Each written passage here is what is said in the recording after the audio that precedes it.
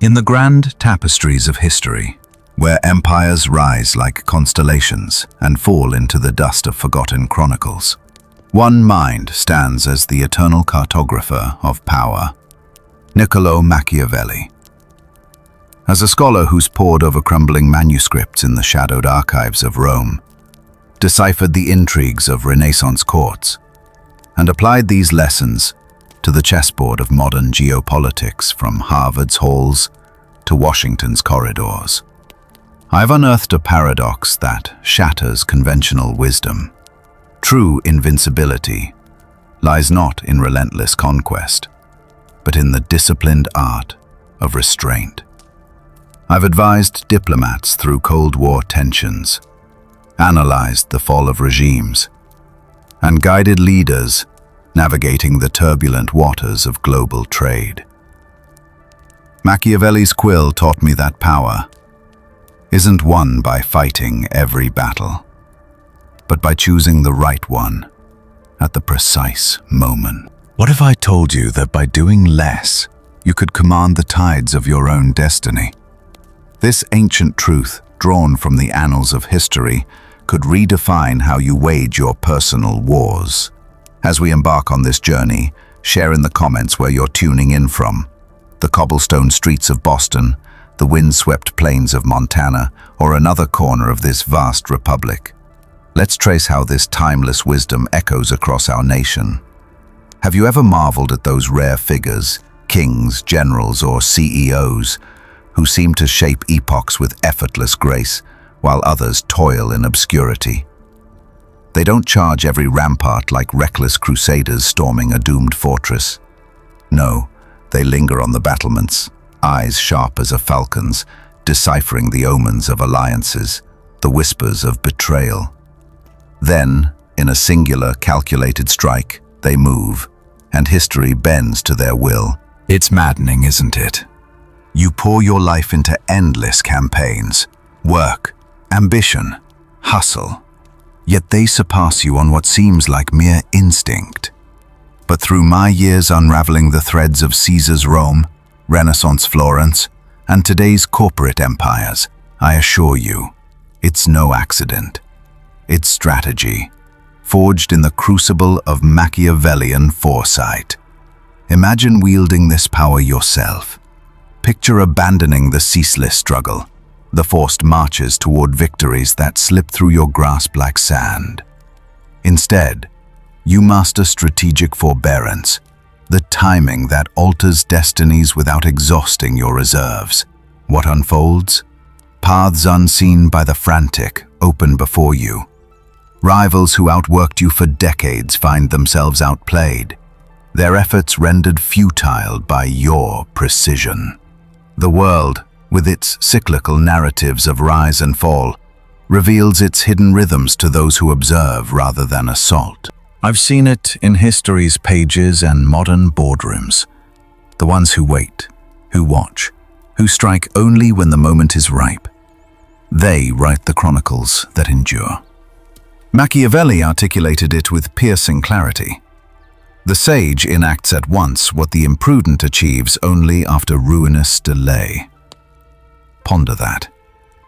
While the masses churn through the chaos of their ambitions, chasing every fleeting glory, you stand as the sentinel, poised for the decisive maneuver, the one that makes their labors irrelevant. In America, we've enshrined the myth that success demands endless exertion. The Puritan work ethic runs deep. Grind harder, longer, faster, and triumph will follow. But here's the unfiltered truth, drawn from my studies of empires and enterprises. Most of that effort is squandered. It's spent on battles that fade into insignificance, dilemmas that resolve themselves, pursuits that add nothing to your legacy. I've watched modern titans, like a tech mogul in Silicon Valley who waited out a market bubble while competitors burned cash, mirror the restraint of Renaissance princes who preserved their armies for pivotal wars. This isn't a call to idleness, my friends. It's a summons to become lethal, like a general conserving troops for the battle that decides the campaign. Machiavelli chronicled the princes of Italy, where fortunes rose and fell on the ability to read the political winds. The enduring rulers didn't fight every skirmish. They hoarded their strength for moments that reshaped the map. Take Cesare Borgia, Machiavelli's model prince, who feigned weakness to lure enemies into overextending, then crushed them with a single well-timed strike. I've advised similar strategies in modern contexts, counseling a startup founder in Seattle to delay a product launch until competitors overcommitted, securing market dominance with half the resources. And let's weave in Carl Jung, whose psychological insights illuminate the mind's battlefield. He saw mental energy as a finite treasury, like a kingdom's gold reserves. Scatter it on every petty conflict, and you're bankrupt when the decisive war arrives. We've made busyness a fetish in this nation, haven't we? We wear exhaustion like a medal, pack our days until they burst at the seams. But here's a truth I've gleaned from history's lessons. 90% of what you do is either irrelevant or counterproductive. In the courts of Florence, Machiavelli saw princes undone by flattery and frenzy, chasing every intrigue while the wise held back, reading the room with icy precision. We've lost this in our digital age, treating every notification as a royal decree, seizing every opportunity as if scarcity were our fate. I once mentored a diplomat who answered every cable, only to miss a critical negotiation that could have averted a crisis. The mark of the weak is reactivity. The mark of the strong is restraint. Jung's insight cuts deeper. Your psychic energy is a sacred resource. Every time you react to a trivial alert, you drain the reserves needed for transformative acts. Those who pursue every task become indispensable to no one, relegated to the margins, summoned for grunt work, not grand strategy. The leaders I've studied, from Lincoln to modern CEOs, chose their battles with a historian's eye for consequence. Machiavelli wrote that it's better to act and repent than to regret inaction, but that means deliberate action, born of vigilance, not a whirlwind of chaos. I've seen it in practice. A senator I advised in DC ignored petty scandals to focus on a single bill that reshaped policy, while rivals drowned in media squabbles. Recall your last forced campaign, a project pushed before its time, a deal rushed into chaos. How much energy bled away? Now contrast it with a moment when timing aligned. A presentation delivered at the perfect juncture, yielding results that felt almost effortless. That's not chance. It's reading the tides of opportunity, not battling them. History and markets alike reward scarcity over abundance. Flood the scene with your time and you're undervalued, like a commodity in oversupply. The executive answering emails at midnight isn't lauded as dedicated. They're seen as boundless, thus cheap. Machiavelli preached enigma. Keep your intentions veiled, your rivals guessing. Predictability is the death of influence. I've counseled leaders to withhold their full strategy, revealing just enough to keep allies intrigued and enemies off balance. Here's a harsh reality. The busiest souls are often the least consequential. They mistake motion for progress, activity for legacy. I've seen it in historical accounts and modern offices. Workers drowning in tasks, thinking they're climbing when they're merely surviving. True productivity is about impact, not volume. Sometimes it demands patient inaction until the moment is ripe. If this resonates, let it settle. Machiavelli's genius wasn't confined to politics. It unveiled human truths that ripple from ancient palaces to today's skyscrapers. Most operate from reactive desperation, not strategic vision. They dance to others' drums, pivoting to every trend instead of shaping their own.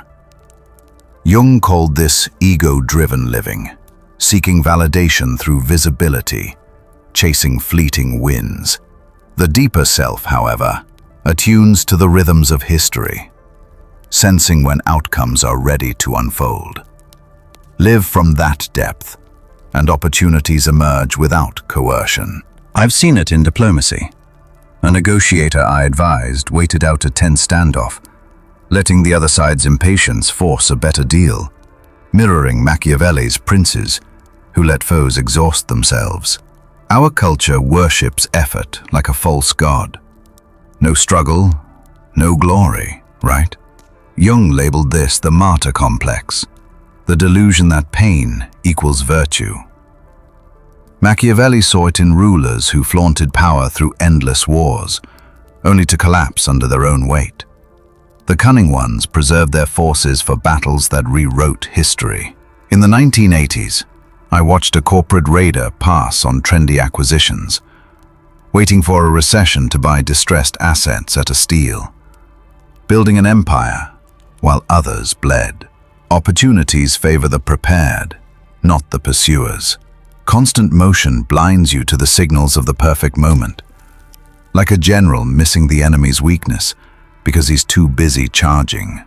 Stillness isn't passivity, it's preparation. Ancient sages and Machiavelli's victors knew this, appearing dormant while hyper-aware, aligning with forces rather than fighting them. Jung called this individuation, the journey to your true self through periods of quiet integration. Our world scorns this, rewarding the spectacle of hustle over the depth of strategy. The cost is staggering. Innovations unborn because creators chase fads, alliances broken by distracted presence, legacies lost to tactical myopia. I've seen brilliant minds in academia and business squander their genius on trivial pursuits, too busy to see the bigger picture. Activity often masks fear of uncertainty, of irrelevance, of misdirection.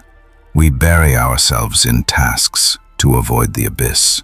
Machiavelli turned ambiguity into strategy's forge. His thriving princes stayed calm amid chaos, waiting for clarity before striking. Hasty moves in uncertain times, worse than inaction. I've advised leaders to pause during market volatility, letting competitors overcommit while they position for the rebound. This demands a psychological shift.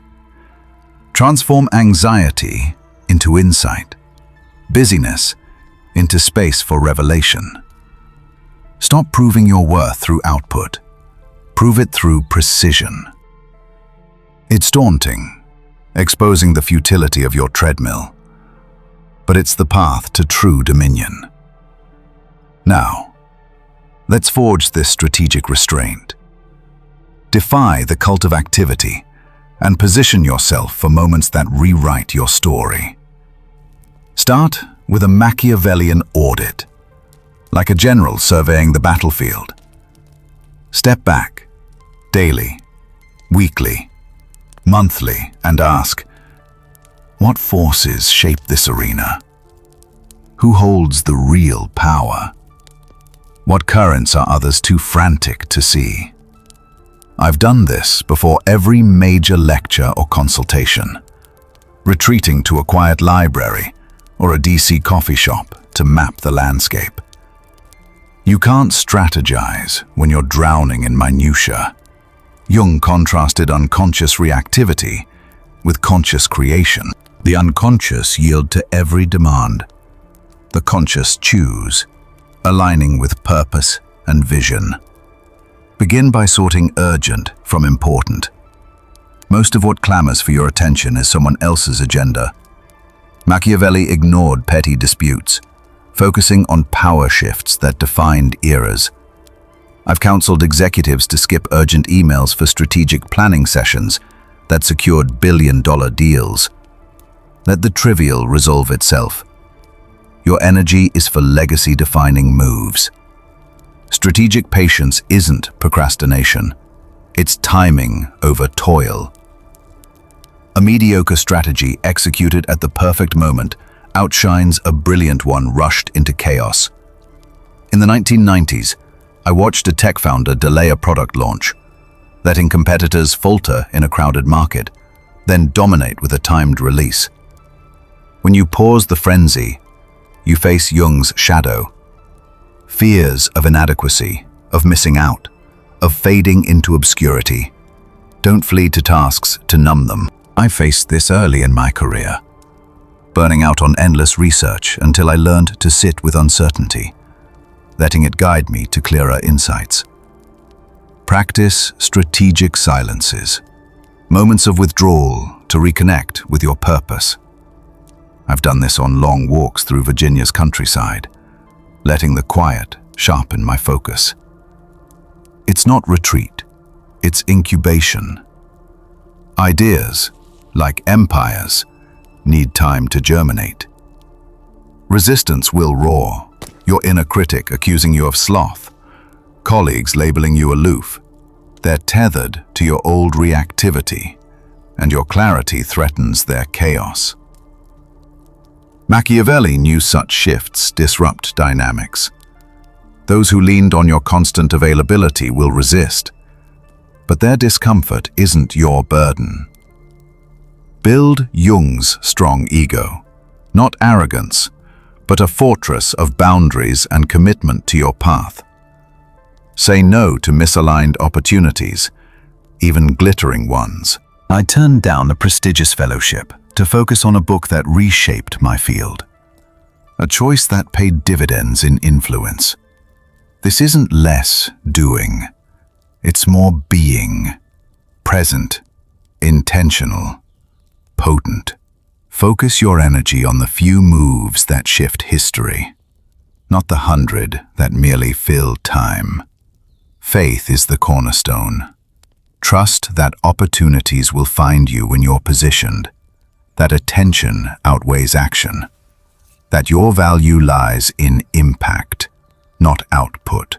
Machiavelli said most see only your surface. Few grasp your essence. Stop performing productivity.